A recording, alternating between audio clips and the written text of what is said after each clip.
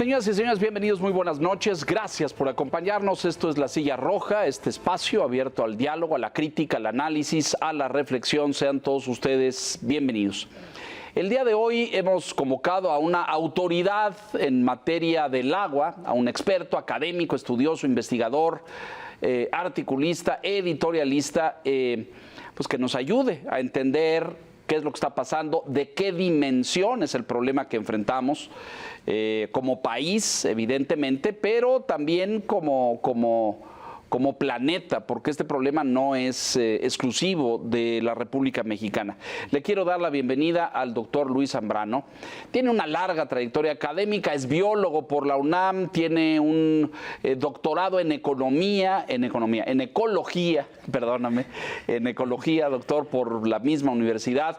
Tiene estudios en el extranjero, en Holanda, un postdoctorado en un grupo de manejo del agua y ecología acuática, un tema muy relevante. Como pocos países en el mundo, me parece. Bueno, bienvenido primero, doctor, muchas gracias. Y además ha dirigido docenas de tesis, ha publicado 3 libros, ha escrito otros 14, tiene artículos en México, en el extranjero, forma parte de grupos internacionales en universidad, en Stanford, es uno que estudian el problema del agua, o sea, estamos frente al que sí sabe el tema, así es que espero que te escuchen los gobiernos, que ese es luego el problema, pero como pocos países me parece que Holanda es uno de los que ha estudiado el agua, sobre todo los flujos del agua, los canales, los niveles. Prueba de ello es que es uno de los países que le ha ganado terreno al agua en muchos lugares, así es que te felicito porque hayas estudiado ahí. Doctor, bienvenido, muchas gracias. Pues muchísimas gracias por la invitación, Leonardo, y pues sí, de hecho, Holanda es justamente uno de los países que ha buscado de toda la vida trabajar con la naturaleza y no contra la naturaleza, que eso es lo que deberíamos de estar haciendo nosotros aquí. A veces nos peleamos con ella, ¿verdad? A veces Chompis, sí. buenas noches, ¿cómo está usted? Bien, gracias, bienvenido, doctor.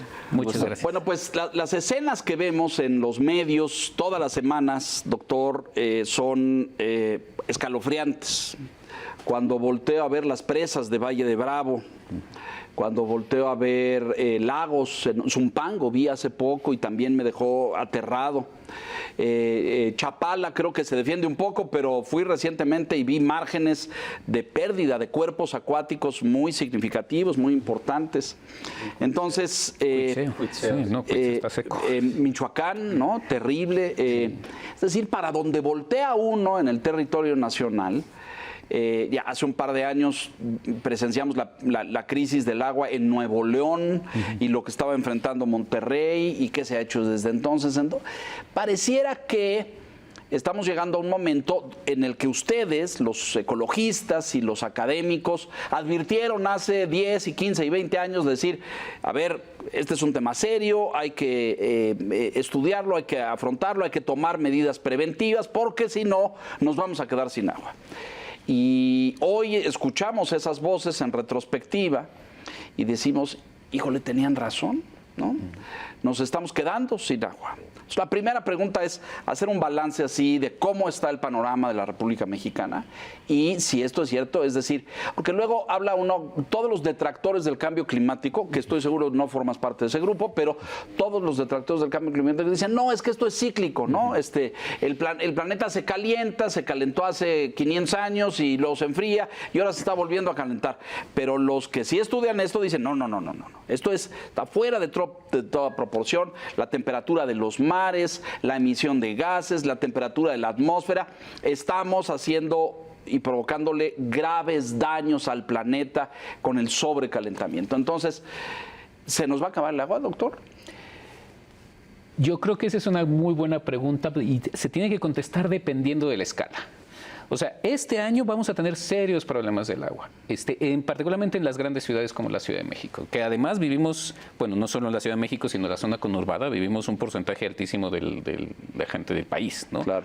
Entonces, de que se nos va a acabar el agua tarde o temprano, si seguimos por este camino, se nos va a acabar. Sin duda. Sin duda. Lo que necesitamos es tratar de entender qué es lo que está pasando. O sea, nosotros como Ciudad de México tenemos 2 fuentes de agua, la que diría yo que es muy resiliente o que debería de ser muy resiliente si la manejáramos un poquito bien, que es el acuífero. No, el acuífero. Ah, el subterráneo, el nuestro. Exactamente, nuestro acuífero que hemos venido sobreexplotando desde los últimos 150 años. Y la fuente de agua que es de rápido, de visión rápida, ¿no? Que es el Cuchamala, etcétera, que ese es muy poco resiliente. Tenemos 3 años de sequía ahorita, en estos últimos 3 años han sido de sequía y ya tenemos esos grandes problemas de las presas a 30 y tantos %, que va a llegar a 14% en mayo, si nos va bien, porque probablemente va a llegar a menos antes. Entonces, tenemos que estar jugando y trabajando con esas dos fuentes, pero lo hemos venido haciendo muy mal. Bueno, yo diría que desde los últimos 500 años, pero eso no le quita la responsabilidad a los últimos 6 años, por ejemplo, de haberlo hecho mal y poder ir rectificando. Entonces, a como vamos, nos vamos a quedar sin agua. Precisamente en parte por el Niño, que fue un fenómeno que pasó este año y que todavía no termina en mayo, y ese yo le puse en algún artículo justamente el Niño en esteroides por el cambio climático. ¿No? El cambio climático sí es un... Acelera, potencia el daño del Niño. Potencia los daños. Cuéntale un poco a la audiencia, porque luego todos sabemos, claro, está el niño y es cíclicamente cada X años y está la niña, pero valdría mucho la pena que le dijeras al auditorio qué son esos fenómenos. Bueno, esos fenómenos sí son fenómenos que han sido naturales y que han tenido cientos de miles de años, que básicamente nos enseñan que justamente un pequeño cambio en un pedazo del planeta nos puede afectar a todos. El Niño es un evento que se empezó a entender en los 70s del siglo pasado y que es básicamente la corriente de Humboldt, que es una corriente que va de Perú a Australia por la parte superficial, pero que va por la parte subterránea de Australia a Perú, se modifica. O sea, como que da la vuelta, sí. Da la vuelta, es cíclica, ajá. Es cíclico y ese es una corriente acuática, de aguas. Sí, es del Océano Pacífico. Correcto.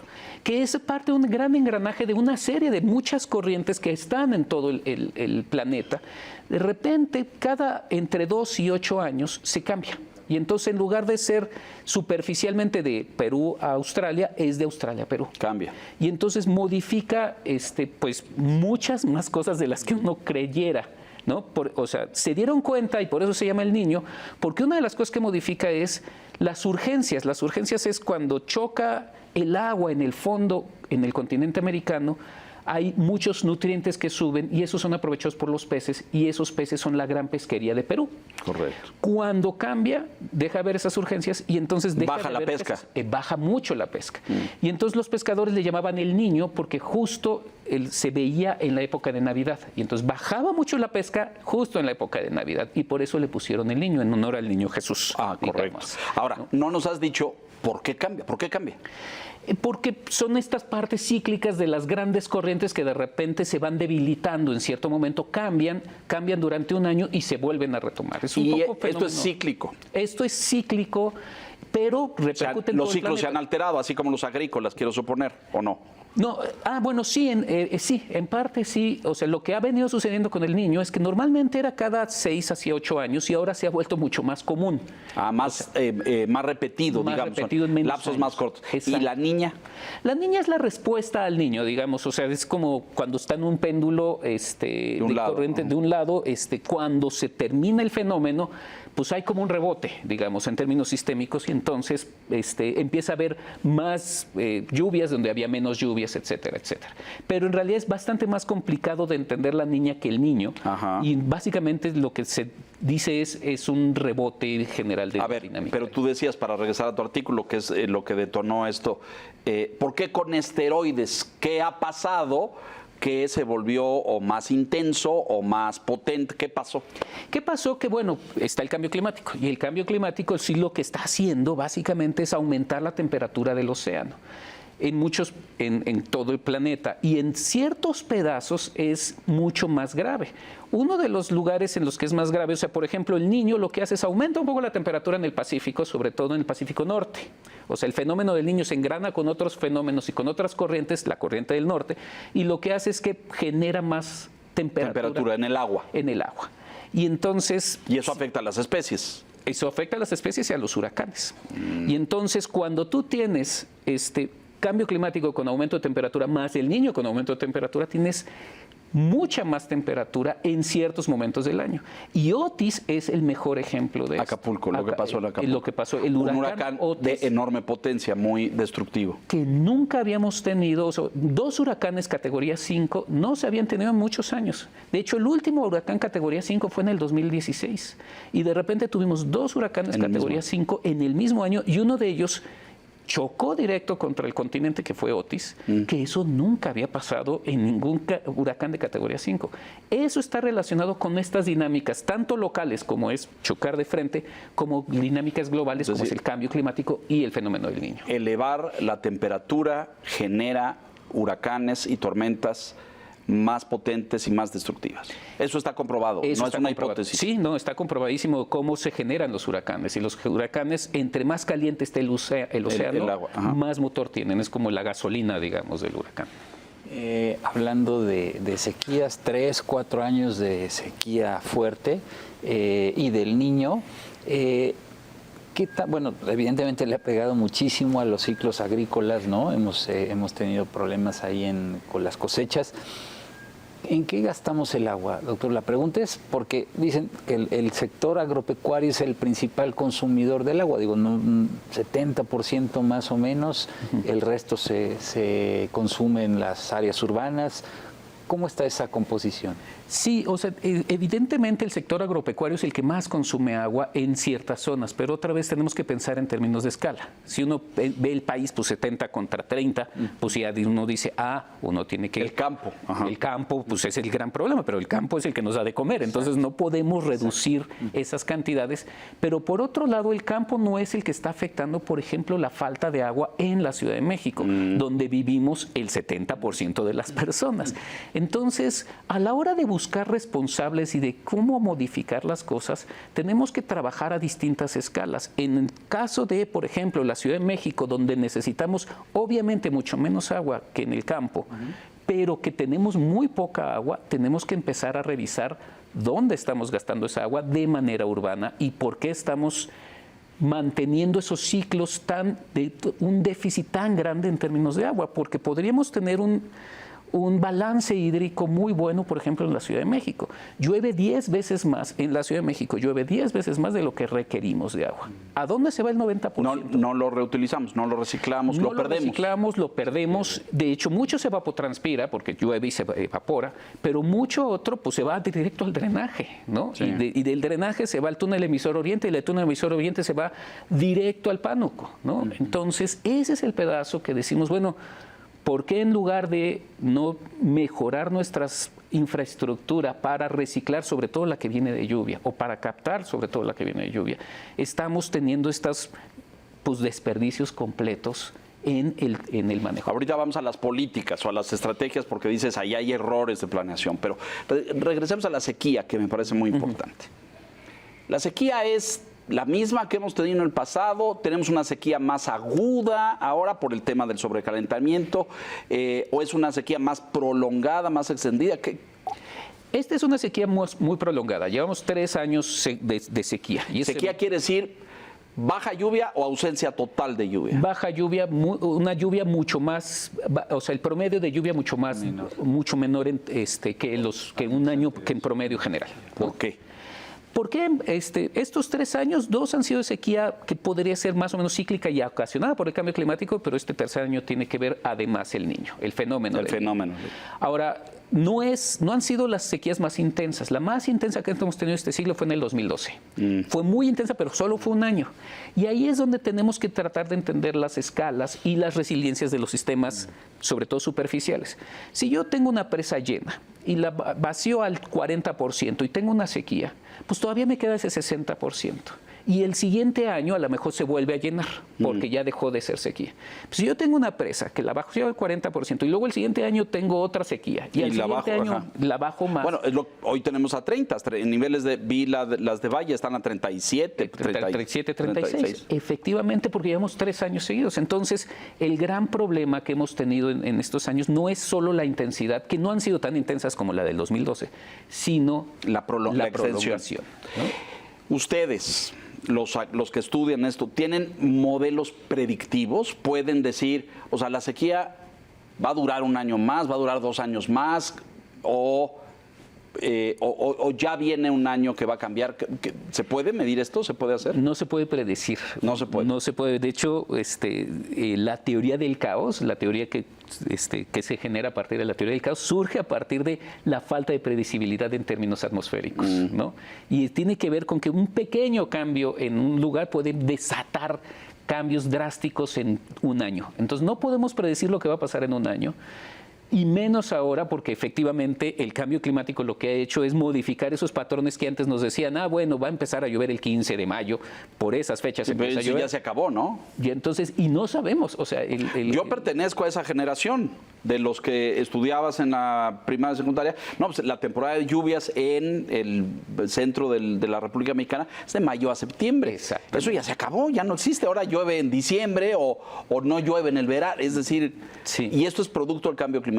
Esto es producto del cambio climático y lo que nos obliga a no poder predecir, justamente porque hay esos pequeños cambios. O sea, la gente dice, ay, no, bueno, 1 grado centígrado, ¿qué es 1 grado centígrado? Pues 1 grado centígrado en promedio es muchísimo, sobre todo para desatar estos fenómenos atmosféricos que son los que luego nos generan estas grandes sequías durante 3 años. A ver, para cerrar con esto, es decir, no sabemos si la sequía se va a prolongar No. Y estamos a niveles en presas bajos en toda la República Mexicana o hay zonas más, o sea, porque siempre dicen, bueno, es que en Chiapas hay mucha agua o en Tabasco hay mucha agua, ahí no tienen esos problemas, ¿es cierto?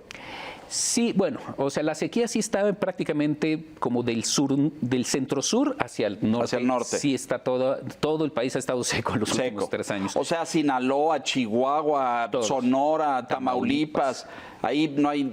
Nuevo León, y de hecho es uno de los grandes problemas de la presa del Cuchillo, que es con la que que están resolviendo el problema de Monterrey, pues está dejando sin agua a todos los agricultores de Tamaulipas, que yo no sé cómo están sobrellevando el gran problema. Claro, o sea, le hicieron con permisito, pero nos quedamos con el agua. Exactamente, y eso pues el presidente fue el que lo promovió y entonces ya los estados, ha sido una pelea o una discusión entre esos 2 estados durante décadas y ahora pues ya el presidente dijo se va a Monterrey y entonces bueno, pues y ahí hay connotaciones políticas, ¿no es cierto? Porque bueno, pues no... y algo que también tiene connotación, lo acaba de decir recientemente el presidente, cuando le preguntaron sobre la crisis que estamos viviendo en el Valle de México, él dijo que cuando se hicieron los trabajos para la planeación del aeropuerto del AIFA, dijo, se encontraron mantos acuíferos y en el Valle del Mezquital. Y entonces el plan es explotar esos mantos acuíferos para traer agua. A la Ciudad de México. Pero justamente pues los de Hidalgo van a decir, pues ¿por qué se llevan el agua de aquí para allá? ¿No? Entonces, ¿de dónde traer el agua, doctor? Esa es, creo que la pregunta, o sea, porque bueno, está el tema del Cutzamala, que sabemos está al 30% y va a bajar más por lo que nos decía, y además el agua que va a quedar ahí, pues no se puede usar porque es más complicado tratarla, ¿no? En la medida que se va agotando la reserva. ¿De dónde traer agua? Es que yo creo que más que la pregunta de dónde traer agua es cómo le hacemos para estar balanceados hídricamente dentro de la cuenca. O sea, por ejemplo, cuando se tomó la decisión de traer agua del Cutzamala, que fue como en los 60, entre los 60, siempre se me olvidan las fechas. No, es López Portillo, son los 70. Son los 70, sí. Pero en realidad la idea ya estaba desde el que construye el sistema es López Portillo, y lo inaugura, y el Cutzamala y todas esas cosas. Estos grandes tlatoanis que se les encantan estas mega obras. Claro. Pero en realidad la idea venía de principios de siglo, ¿eh? O sea, alguien ya decía, tenemos problemas de agua, y de hecho por eso Porfirio Díaz hizo todos los pozos en el sur de la ciudad. Y el entubamiento y esas cosas, ¿no? Y dijeron, pero también traigamos agua del Cutzamala. Se quedó esa idea hasta López Portillo, ¿no? Y entonces se hace esta visión que genera, otra vez, estamos teniendo un déficit de agua en la Ciudad de México cuando podríamos balancearla. ¿Cómo? ¿Cómo? En el largo plazo. Reciclando lluvia, supongo. Reciclando lluvias en el corto plazo y haciendo infraestructura verde para reciclar lluvia, o sea, captación de lluvia en ciertas zonas, etc. Pero la otra es manejo territorial. O sea, necesitamos mantener y promover las zonas en donde se capta agua y se infiltra agua, porque el agua infiltrada es la que más nos da resiliencia. Si yo tengo un gran acuífero abajo, no importa que tenga 3 años de sequía, ese acuífero va a ser bastante más resiliente que una presa, que se va a secar luego. Entonces necesitamos aumentar la resiliencia con un buen manejo del acuífero, y el buen manejo del acuífero implica manejo territorial. A ver, pero hasta donde sé y lo que he estudiado al paso de los años, el acuífero de la Ciudad de México está sobreexplotado. Sí, toda la vida. Es decir, y nos lo hemos prácticamente con popotes en todas las delegaciones donde hay, porque hay unas donde no hay, como Iztapalapa, por ejemplo, etcétera. Nos lo hemos acabado. Sí. Yo entiendo que llueve, permea, ¿no? Se filtra y el acuífero, ahora nos dirás en qué porcentaje, pero se vuelve a llenar en algún sentido. ¿Es cierto esta lógica? Sí, pero estamos sacando el doble de lo que... Claro, de lo que entra. De lo que entra. O sea, pues se nos va a acabar. Se nos va a acabar. Claro. Que algo que me preocupó de lo que dijo en ese discurso el presidente fue, no, pues lo que hace falta es volver a rechar a andar los pozos y volver a recuperar los pozos. Y uno dice, no, es que los pozos ya no hay nada allá abajo. Claro. Lo que no dan agua a los pozos, lo que da agua es el acuífero. Entonces tengamos presente cómo está el acuífero. A ver, pero explica esta distinción.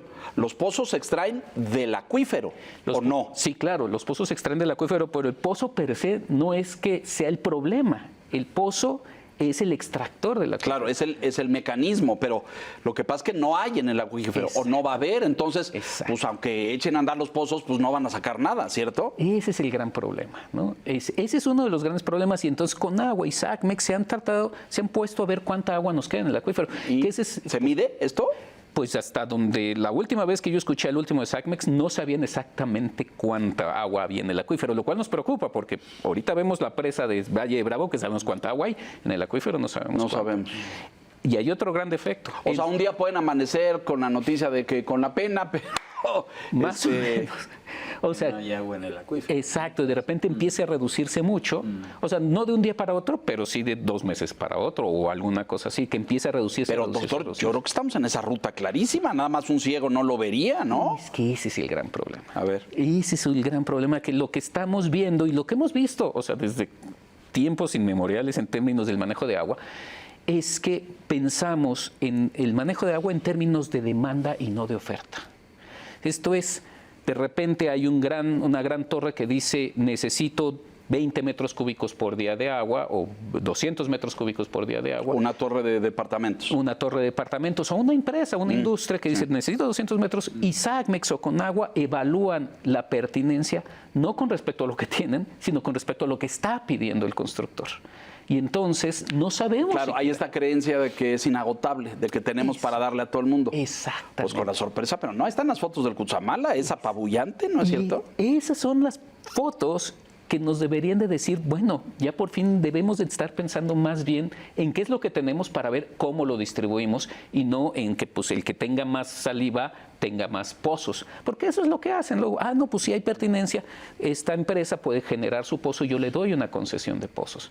¿Y eso así sucede? Sí, claro. ¿En la Ciudad de México hay particulares que tienen pozos? Yo pensé que todos eran del sistema. No, los particulares tienen la concesión de explotar ese pozo. Entonces ellos lo hacen y tienen la concesión de utilizarlo al número de metros cúbicos que ellos hayan acordado con SACMEX. Pero a ver, a mí me parece esto como de 2 más 2.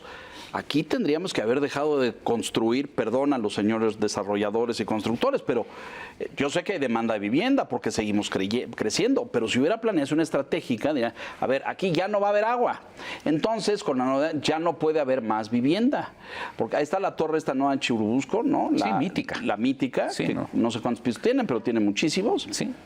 Y pues han de haber hecho el cálculo ahí de cuánto le tenían que inyectar de agua para que todo ese tuviera agua. Muy bien. Pero pues... Mítica es de las que tiene pozo, por ejemplo. Tiene pozo. Sí, y eso es una de las cosas de las que se quejan la gente de los vecinos, que son los del pueblo Joco, que dicen, oye, además nos están quitando el agua. Entonces, sí, o sea... A ver, para poner los números en la Ciudad de México, porque yo leía... O sea, el Cutzamala aportaba más o menos el 60%. No, 30%. No, 30. Sí, y los pozos... 25, ¿Y el acuífero? El acuífero aporta como el 60%, 65%, un poco. Y hay un 5% que viene de otros sistemas chiquitos. Ok, se seca el Cutzamala, o se nos cae, en vez del 30 nos va a dar el 15, y un día el 12, y un día el 8, y un día así. Y el acuífero se está secando. ¿Alternativas? Es que ahí es donde debemos de tener alternativas de corto, mediano y largo plazo, porque las de corto plazo es ahorita no podemos hacer nada más que reducir nuestro consumo de alguna manera, ¿no? Tenemos que racionalizar. Racionalizar. Ahora hay que hacerlo otra vez de manera más equitativa, porque lo que se ha visto en los estudios es, se está pidiendo racionalizar el recurso a la gente que tiene menos recursos económicos, ¿no? A las colonias más populares. Y las que consumen más son las colonias que tienen más dinero, porque son las que tienen jardines, y el jardín, por ejemplo, hay un estudio en Arizona, en donde habla de la ciudad de Tempe, en donde decían, a ver, ¿en qué se gasta más? Y es en los jardines. 70% del agua de las casas se gastaba en el jardín. ¿En serio? Sí, entonces... Digo, a mí me gustan mucho los jardines y los adoro. No tengo, tristemente, vivo en un departamento y tengo 2 macetas y ya me hago la ilusión de que tengo verde, pero el 70% consume muchísimo. Ahora, ¿eso va al acuífero, no? No. ¿Cómo que no? No, porque se evapotranspira la mayoría. O sea, tú tienes tu jardín, riegas, un pedazo se va a la planta, que es la que hace fotosíntesis y que necesita el agua, y la otra se evapora. Entonces, no es que O sea, ¿la tierra no recupera nada? Prácticamente no. O sea, el tema es que en este momento en casa el consumo tendría que ser más racional, más administrado, reutilizar agua, por ejemplo, de la lavadora, para lavar el coche o incluso para el baño, en fin, o sea, cosas que nunca hemos hecho, tendríamos que hacerlas ya. Captar agua de lluvia, doctor, también. Claro. Sí. Claro, nada más que eso hay que esperarnos a la lluvia. Sí, claro. Pero sí generar sistemas. Yo en mi casa tengo un sistema de captación de agua de lluvia. Y eso, digo, lo llevo 3 años. ¿En qué zona de la ciudad vives, doctor? ¿En el sur? En el sur, en Coyoacán. ¿Y suficiente agua te da para consumo? Me da para reducir mi consumo en 20%. No tanto. Ya hice en todo el año. O sea, yo cierro mi entrada de agua de fuera el primer año lo cerré durante 4 meses, pero este año pasado pues lo cerré como 1 mes y medio. Pero haciendo un promedio de todo mi consumo anual, el agua de lluvia me reduce 20%. Ahora, 20%, imaginemos 20% que lo tengamos todos. Claro. Ayudamos bastante, Ayudamos muchísimo, ¿no? Ahora, anual. Hace un poco más de una década, un documental que se llamó El Agua, y participé con el equipo de producción y de dirección, y ahí fueron a registrar un emprendimiento social de un grupo de jóvenes que se llamaba Isla Urbana. Claro. E iban a comunidades e instalaban sistemas de captación de lluvia y involucraban a toda la comunidad. La verdad, un proyecto admirable. Hoy se instalan métodos y sistemas de captación de lluvia en la Ciudad de México. Sí, de hecho, mi sistema es de Isla Urbana, justamente. ¿Ah, sí? Ellos te lo pusieron. Ellos me lo pusieron. ¿Y es eficiente? Sí, es eficiente. Es para el que nos ves en la azotea, corrígeme, se recicla, va a dar a un depósito, hay un filtro porque la limpia, yo no sé qué calidad de agua tengamos, aquello de la lluvia radioactiva, ¿te acuerdas? O la lluvia ácida, se decía. Sí. Bueno, pero la filtra y luego sirve para, no es potable, pero sirve para uso doméstico, para el baño, para bañarse, para el baño, etcétera. Queda limpia para eso, pues. Queda limpia para eso suficientemente. Y uno la podría hacer potable, claro, con un sistema bastante más sofisticado, claro. Pero sí cuesta más, ¿no? ¿De qué tamaño es el depósito de tu casa? ¿De 200 litros? El depósito que filtra el agua es lo que le llaman ellos tlaloque, que es de 200 litros, pero eso va a una cisterna. Que más grande todavía. Mucho más grande. Ahora, pero tú lo tienes hace años. Yo lo tengo hace 4 años. Ok, y en temporada de lluvias eso se llena. Sí. Y estás completo. Lo que pasa es que luego viene la sequía, ¿no? Exactamente, y es ahí donde, pues no, o sea, por más que uno quisiera, pues no te alcanza ese depósito para cumplirte todo el año. ¿Cuánta gente de tus vecinos tiene un sistema así? Yo no conozco a nadie además de nosotros. No sé si ustedes conocen a alguien. Pues no, a mí me encantaría, y de hecho los iba yo a promover para que fueran. Van mucho a comunidades rurales y semiurbanas, que es donde falta mucho el asunto. Y yo creo que ahí es donde vienen, por ejemplo, cosas que otra vez trabajemos a distintas escalas. Está la escala local, que es la gente que tiene casa y que tiene espacio para poder hacer eso. Pero luego puede estar la escala de barrio. O sea, yo vivo al lado de un centro comercial muy grande que tiene un techote y luego una... Ahí se pudiera instalar porque el agua escurre. Y entonces, y eso meterlo ya sea una gran cisterna o aljibe que puede estar abajo de un parque o abajo de las calles, o generar pozos de infiltración. Pues vamos hablando con unos alcaldes, ¿no, doctor? Para que les recomiendes algunas medidas, porque yo creo que ya es una preocupación de todo el mundo, ¿no? No solamente de los estudiosos o de los periodistas que observamos así y vemos que se prenden focos rojos. Hoy la preocupación debe ser de todo el mundo, ¿no? Yo creo que Los sí. gobernantes debieran estar preocupados o diseñando sistemas para decir, ¿cómo le hago? Y eso es parte del manejo territorial, que es ya muy urbano, pero también está el evitemos o restauremos zonas de captación. Zonas que van directo a la infiltración, que va desde cosas mucho más populares o lógicas que tienen que ver con, oigan, área natural protegida que tenemos en el sur de la ciudad, no me la toques. Y habla dentro del programa general de ordenamiento territorial, no me lo... Parques, quieres decir. Parques o, bueno, esta zona es de área natural protegida, o sea, que es el Ajusco y todas esas. Esa se tiene que tener... No urbanización. No urbanización de ninguna manera. A ver, pero eso es muy importante, porque todos los esta zona de exacto, Tlalpan, los desiertos de los Leones, sí. todo eso... ¿Y se conserva o medio? Sí, medio, pero por lo menos en términos de papel hay como capacidad de ser, de sacar a la gente, ¿no? O sea, y de no permitir que estos grandes edificios como el de Mítica se puedan poner ahí. A ver, pero explícale a la gente, porque si todos lo estudiamos, es decir, si tienes una zona verde, eso provoca los árboles, y hay este efecto de la fotosíntesis y se evapora y entonces eso genera lluvia y es un ciclo. Efectivamente. O sea, si tuviéramos más áreas verdes, ¿llovería más? Si tuviéramos más áreas verdes con cierto tipo de bosques, llovería más de manera local. O sea, por ejemplo, la zona donde más llueve en la Ciudad de México es la zona del sur. O sea, llegan, chocan las nubes y además se genera más humedad y ahí es donde llueve muchísimo. O sea, la zona de Magdalena Contreras, es donde más zonas verdes. porque es digamos, exactamente, y es ahí donde no se debe tocar porque esa es donde alimenta el acuífero de manera directa. Donde para nada es en Iztapalapa, supongo. En o Iztapalapa no, porque es plano y hay muy pocas áreas verdes y llueve mucho menos. O sea, no para nada, pero llueve la mitad de lo que llueve en el otro lado. Entonces tenemos que no tocar eso para aumentar la cantidad de agua que entra al acuífero. Pero eso es solo un pedazo. El otro es pedazo, una parte.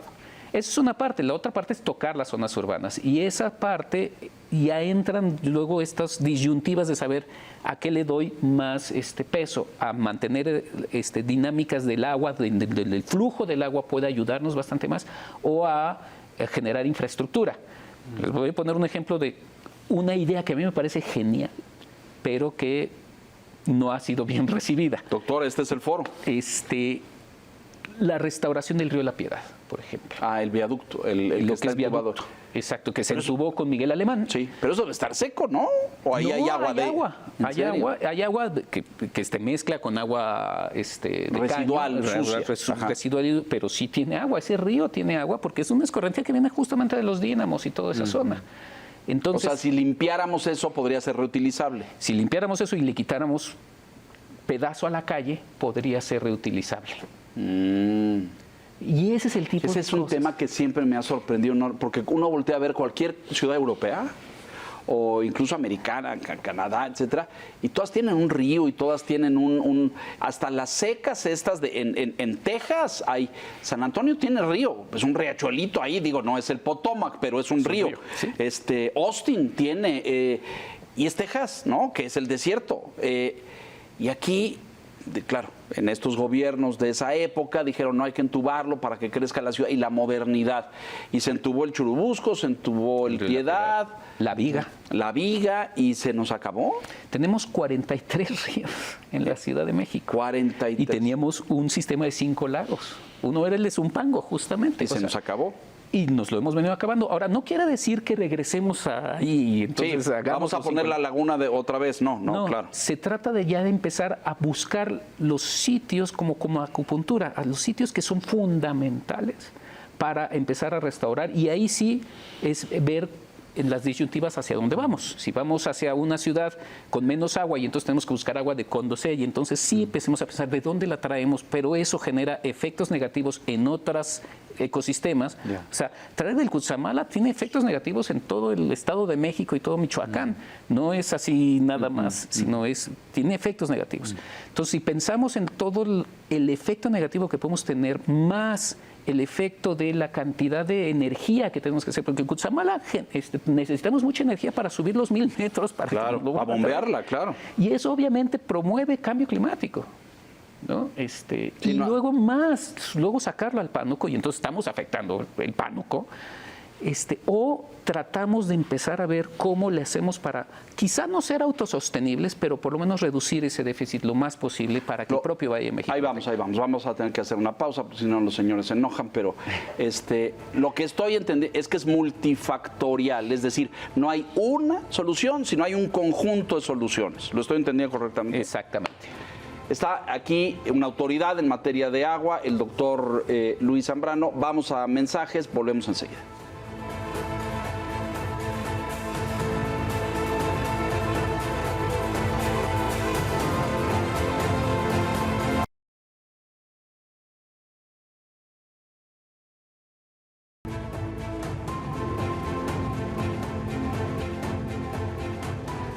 Miren, no se acaba porque ya casi se nos va a acabar el programa y hemos hablado solo de la Ciudad de México, pero hay mucho más. Señor Piz, por favor. Sí, también una duda, doctor, aparte de que nos estamos acabando el agua, ¿qué tan contaminada es el agua que consumimos en la Ciudad de México por todo el proceso de tratamiento que lleva para llegar a la gran urbe?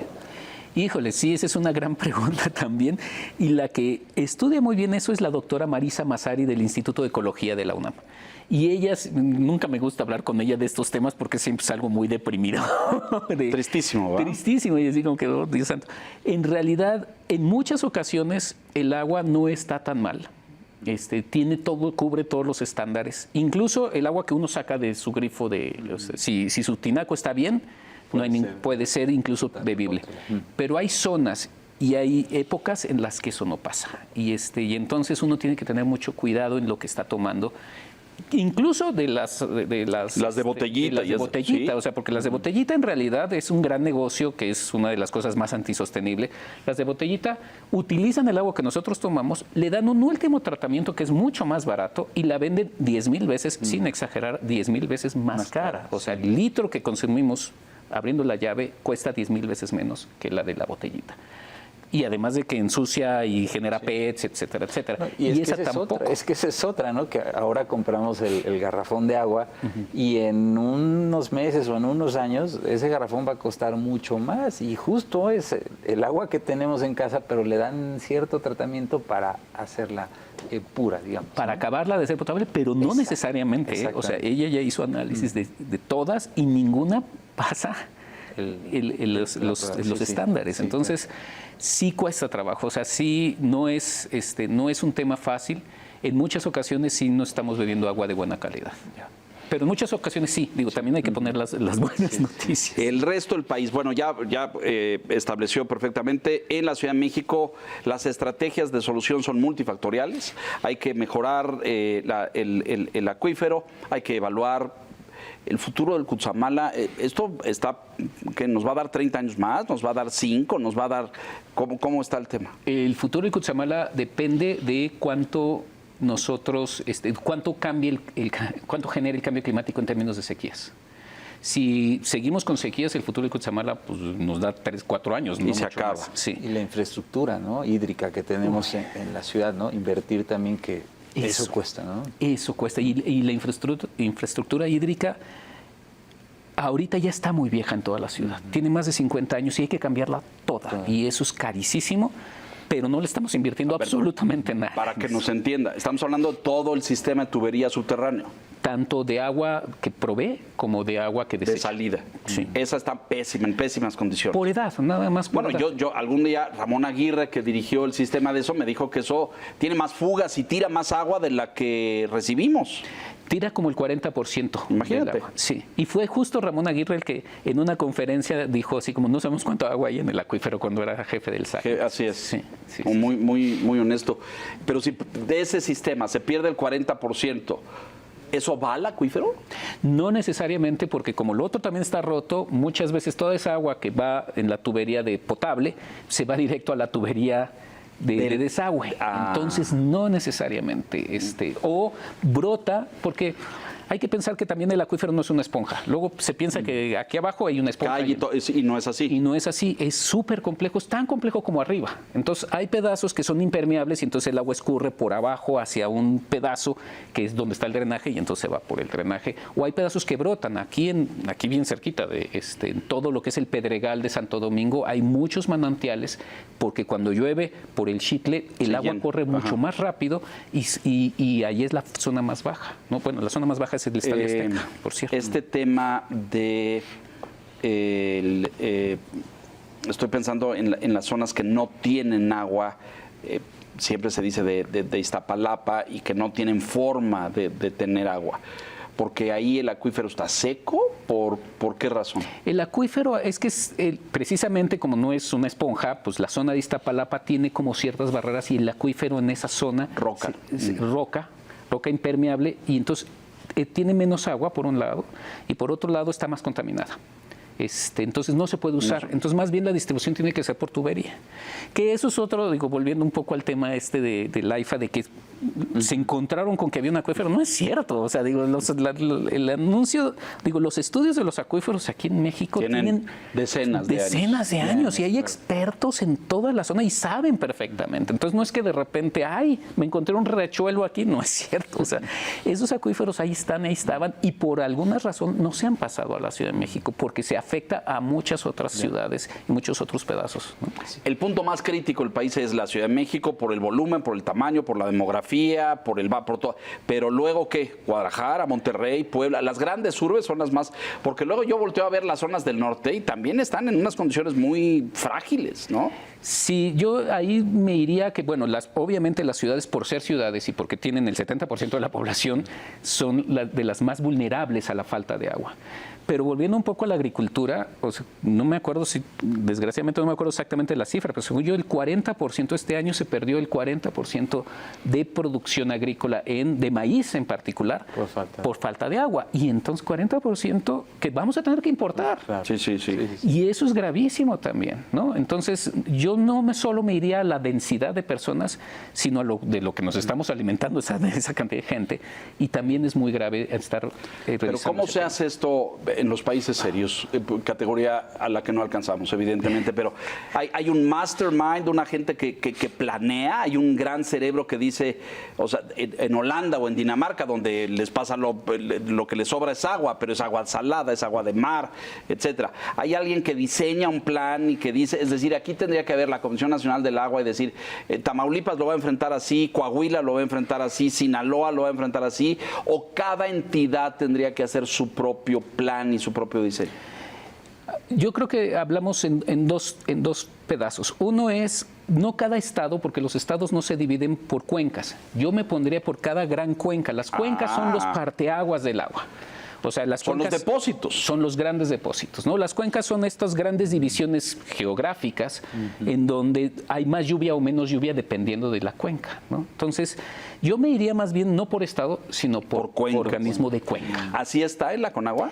Más o menos hay organismos de cuencas que pueden ayudar a definir esas políticas. Ahora, en donde está el gran error es justamente, así como en la Ciudad de México no hay una sola bala de plata para resolver el problema, así en el país tampoco, y por lo tanto no se necesita una persona, sino se necesitan muchísimas personas que tengan la misma capacidad en términos de poder de decisión.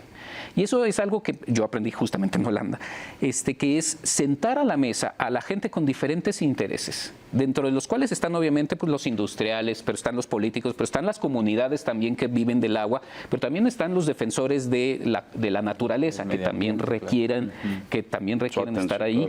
Y todos a mismo nivel de discusión se pueden llegar a tomar. Y se construyen acuerdos. Y se construyen acuerdos que se respetan porque todos generaron. Y eso es lo que yo veo que ha pasado, por ejemplo, en países como Holanda, en donde se sientan todos y entonces sí se respetan los acuerdos. Ahí vamos al mundo, se nos está acabando el tiempo. Pero... Sí, escuchaba que, obviamente el foco está en el Valle de México, pero Querétaro tiene problemas, o va a tener problemas, San Luis Potosí, Sonora, Chihuahua. Tamaulipas, Durango. Me parece. Sí, o sea, es un tema que se va a extender. Recientemente el presidente presentó un paquete de reformas, que son grandes, pero ahí incluyó una que como que se perdió un poquito, pero es promover el derecho humano al agua a nivel constitucional, ¿no? Y ha habido ahí críticas en el sentido de, pues está muy bien como propuesta y qué bueno, pero justo lo que decíamos, si no se invierte lo suficiente en infraestructura y en mantenimiento de la red, pues es complicado, ¿no? Es muy complicado, pero esa promoción de derecho humano al agua ya está, de hecho, ya está desde hace mucho tiempo, ya está acordada.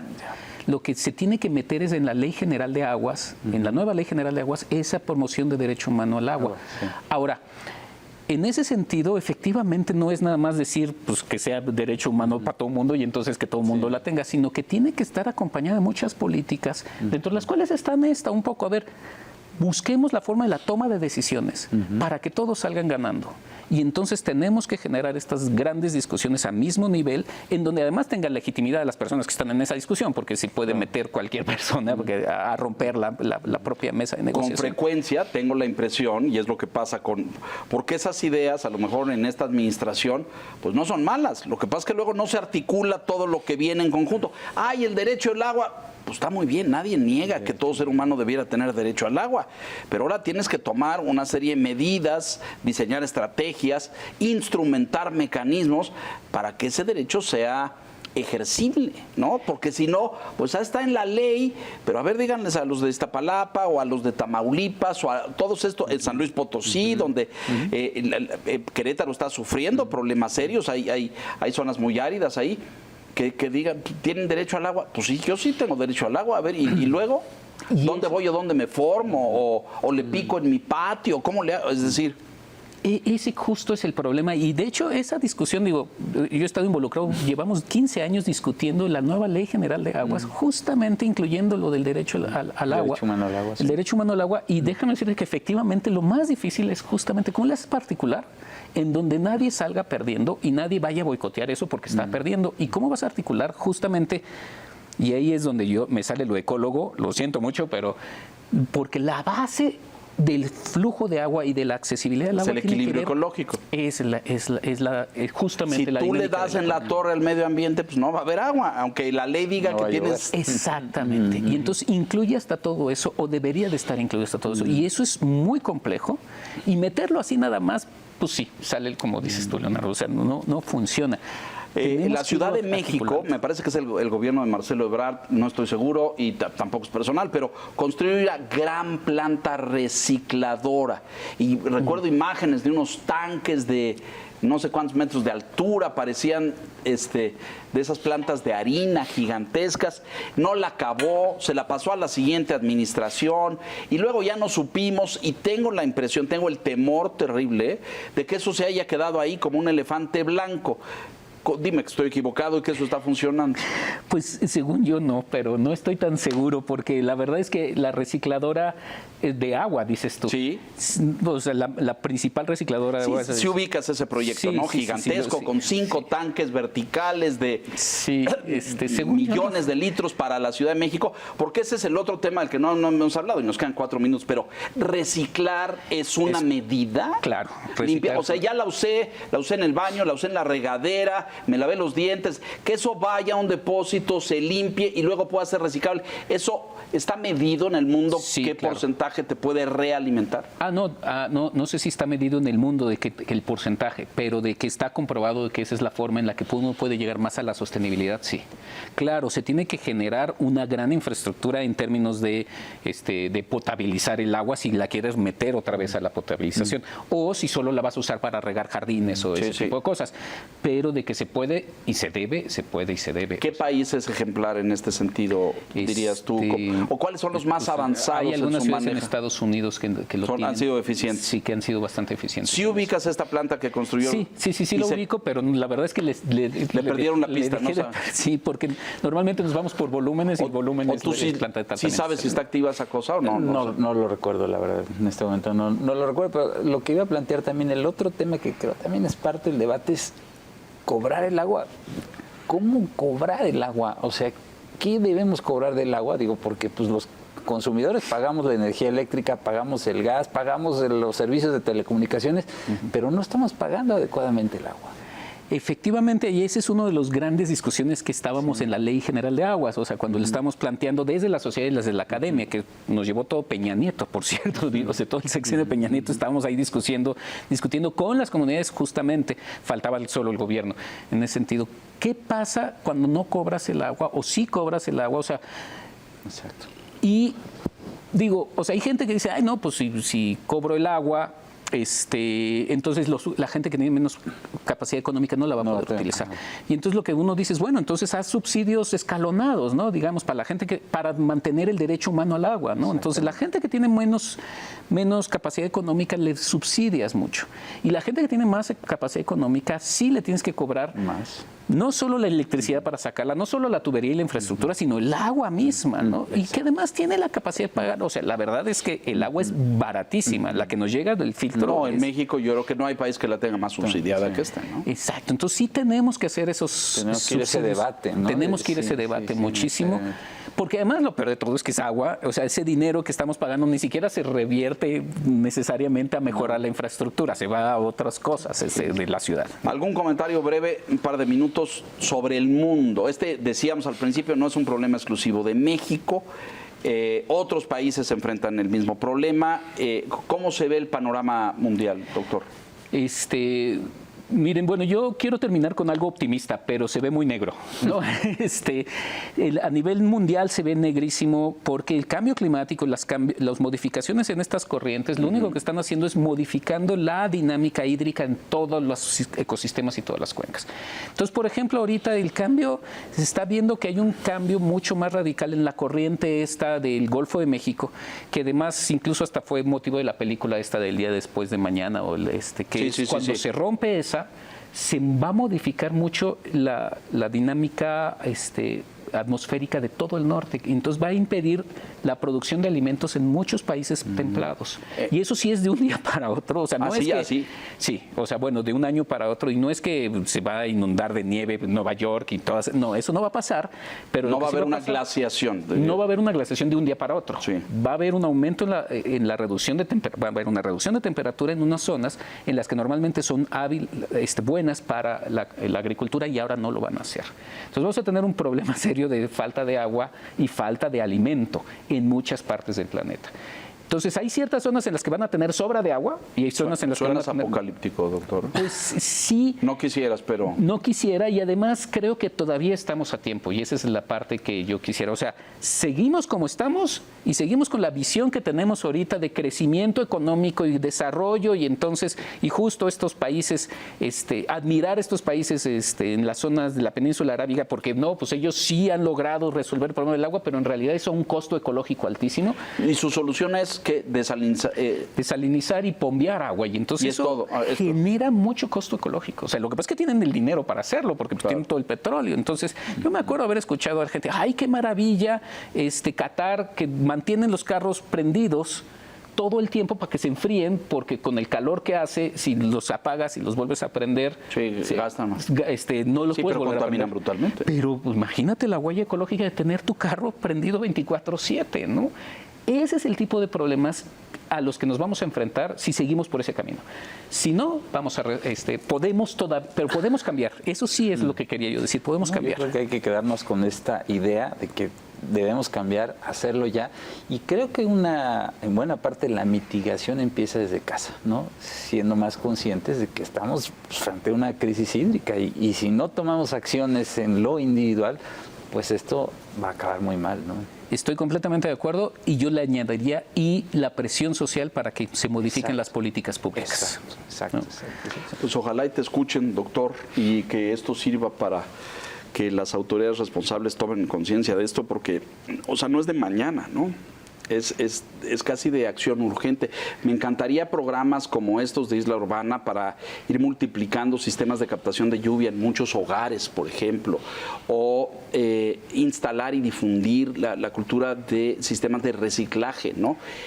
edificios o torres de departamentos en sus reglamentos debieran tener incluida de forma obligatoria el reciclaje de agua, porque si no, oiga, si usted no recicla de menos el 30 o el 40% de su consumo, no le vamos a dar más porque se la va a acabar, se va a acabar la colonia, ¿no? Lo tienen, pero no hay revisión de que lo mantengan. No hay, como dirían los enforcement, no hay ninguna autoridad que vaya y vigile que lo haga. O sea, lo construyen, lo ponen ahí y luego esa planta la mandan a otra construcción. Nos tenemos que ir, se nos acaba el tiempo. Sí. Doctor Zambrano, gracias de verdad, Luis, por haber estado con nosotros y ayudarnos a entender esto. Mucho me temo que pues vas a estar en esta silla muchas más veces en el futuro, porque con gusto. No veo que el problema tenga visos de reducirse o aminorarse. Señor Piz. Gracias, buenas noches, doctor, bienvenido. Muchas gracias y pues cuando quieran.